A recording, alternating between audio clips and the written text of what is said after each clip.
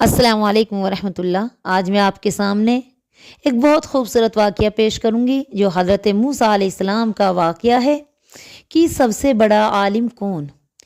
اس واقعے کا ذکر اللہ پاک نے کلام پاک میں بھی کیا ہے۔ سورۃ الکہف کے اندر یہ واقعہ مکمل تفصیل کے ساتھ بیان ہے۔ ایک دفعہ لوگوں نے حضرت موسیٰ علیہ السلام سے پوچھا کہ اللہ تعالیٰ کی مخلوق میں سب سے بڑا عالم کون ہے؟ حضرت موسیٰ علیہ السلام نے فرمایا میں ہوں۔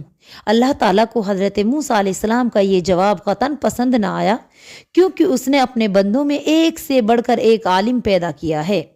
چنانچہ اس نے حضرت موسیٰ علیہ السلام کو حکم دیا کہ میرے فلاں بندے کے پاس جاؤ جو تم سے زیادہ علم رکھتا ہے، اس سے تمہاری ملاقات ایک ایسی جگہ پہ ہوگی جہاں دو دریا آپس میں ایک دوسرے سے ملتے ہیں، اور وہاں تمہاری مچھلی بھی دریا میں زندہ ہو کے چلی جائے گی، کیونکہ موسیٰ علیہ السلام کو اللہ پاک نے حکم دیا تھا کہ تم ایک مچھلی کو تل کے اپنے تھیلے میں رکھ لو، جہاں پہ وہ مچھلی زندہ ہو کے دریا میں اپنا راستہ بنا لے، وہیں سے اس عالم کے پاس جانے کا راستہ تمہیں مل جائے گا۔ اس حکم کے مطابق حضرت موسیٰ علیہ السلام نے اپنے خادم کو ساتھ لیا اور چل پڑے۔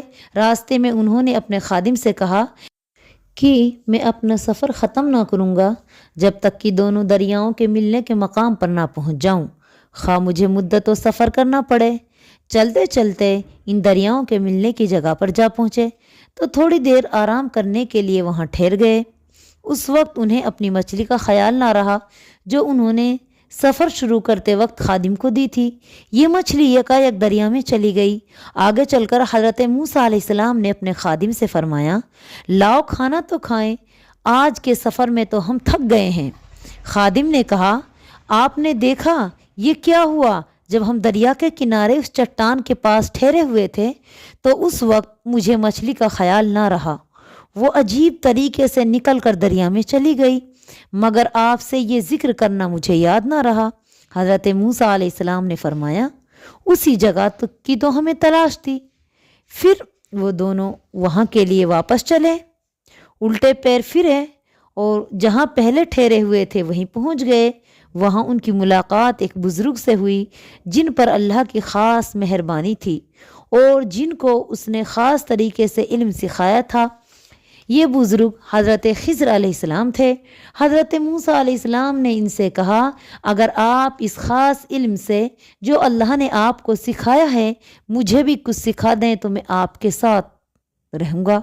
حضرت خضر علیہ السلام نے جواب دیا، آپ میرے ساتھ صبر نہیں کر سکتے، اور جس چیز کا علم آپ کو نہیں ہے اس پہ صبر بھی آپ کیسے کر سکتے ہیں؟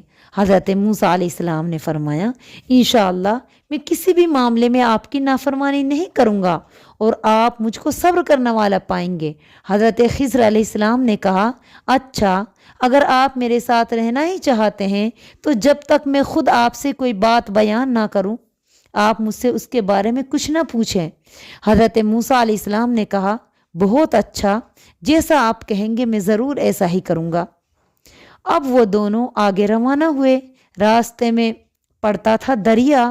جب دریا پار کرنے کے لیے دونوں ایک کشتی میں سوار ہوئے تو حضرت خضر علیہ السلام نے کشتی کا ایک تختہ توڑ دیا اور اس میں سوراخ کر دیا۔ حضرت موسیٰ علیہ السلام نے کہا، اے خضر علیہ السلام، آپ نے کشتی میں سوراخ کر دیا تاکہ اس میں سوار لوگ ڈوب جائیں، یہ تو آپ نے بڑی خطرناک بات کی۔ حضرت خضر علیہ السلام نے کہا، میں نے آپ سے کہا تھا نا کہ آپ میری باتوں پر صبر نہ کر سکیں گے۔ حضرت موسیٰ علیہ السلام نے کہا، آپ مجھے معاف کر دیجئے، مجھ سے بھول ہو گئی اور میرے معاملے میں زیادہ سختی نہ کریں۔ پھر وہ دونوں آگے بڑھے۔ راستے میں ایک لڑکا ملا۔ حضرت خضر علیہ السلام نے اس کو پکڑ کر قتل کر دیا۔ یہ دیکھ کر حضرت موسیٰ علیہ السلام بولے، اے خضر علیہ السلام، آپ نے ایک بے گناہ لڑکے کو مار ڈالا، حالانکہ اس نے کسی کو کوئی نقصان نہ پہنچایا، کسی کا خون نہ کیا تھا، یہ کام تو آپ نے بہت برا کیا۔ حضرت خضر علیہ السلام نے فرمایا، میں نے تم سے کہا تھا نا کہ آپ میرے ساتھ صبر نہیں کر سکیں گے۔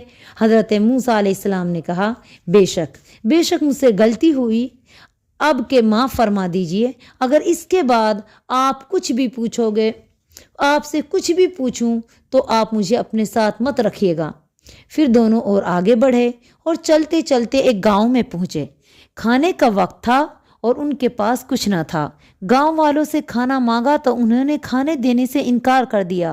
اتنے میں حضرت موسیٰ علیہ السلام اور حضرت خضر علیہ السلام نے گاؤں میں ایک دیوار دیکھی جو بہت پرانی ہو چکی تھی اور گرنے والی تھی۔ حضرت خضر علیہ السلام نے اس کو درست کر کے کھڑا کر دیا۔ حضرت موسیٰ علیہ السلام نے فرمایا، اے خضر علیہ السلام، اس گاؤں کے لوگوں نے ہم کو کھانا بھی نہ دیا، آپ نے ان کی گری ہوئی دیوار کی مرمت کر دی۔ اگر آپ چاہتے تو ان سے اس کام کی اجرت لے سکتے تھے۔ حضرت خضر علیہ السلام نے فرمایا، بس اب آپ اور میں ایک ساتھ نہیں رہ سکتے، آپ کا راستہ اور میرا راستہ الگ الگ ہے۔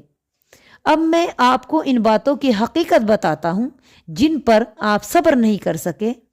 سنیے، جس کشتی کا تختہ میں نے توڑا تھا وہ چند غریب آدمیوں کی تھی جو اس کشتی کو چلا کر اپنا پیٹ پالتے تھے۔ میں نے اس کشتی میں جان بوجھ کر سوراخ کر دیا کیونکہ آگے ایک بادشاہ کا علاقہ تھا جو لوگوں کی کشتیوں کو زبردستی چھین لیتا تھا۔ وہ سوراخ والی کشتی کو بیکار سمجھ کر چھوڑ دے گا۔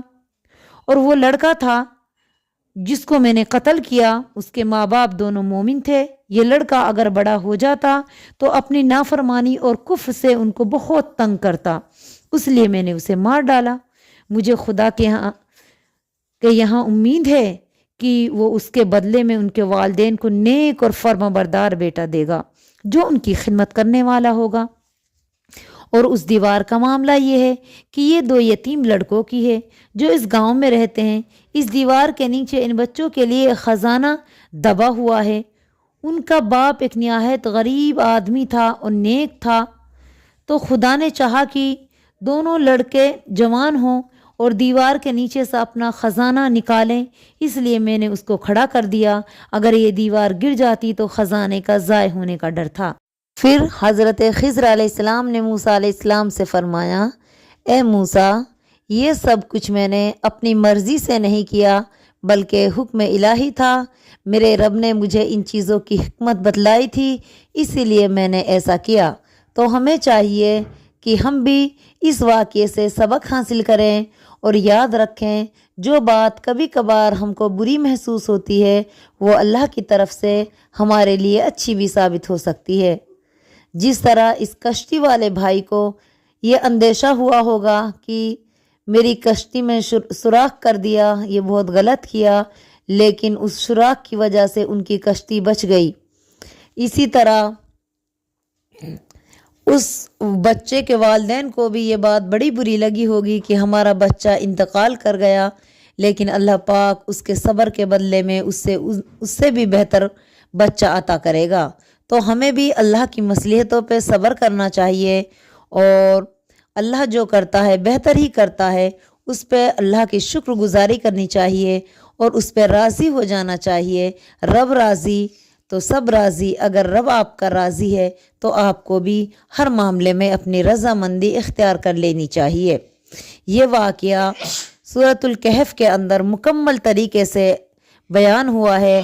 اللہ تعالیٰ نے مکمل طریقے سے اس واقعے کو سورہ کہف کے اندر بیان کیا ہے۔ اگر آپ یہ واقعہ قرآن کی روشنی میں دیکھنا چاہتے ہیں تو آپ سورہ کہف پڑھیے، انشاءاللہ تعالیٰ یہ پورا واقعہ آپ کو قرآن تفسیر میں مل جائے گا۔ السلام علیکم ورحمۃ اللہ وبرکاتہ۔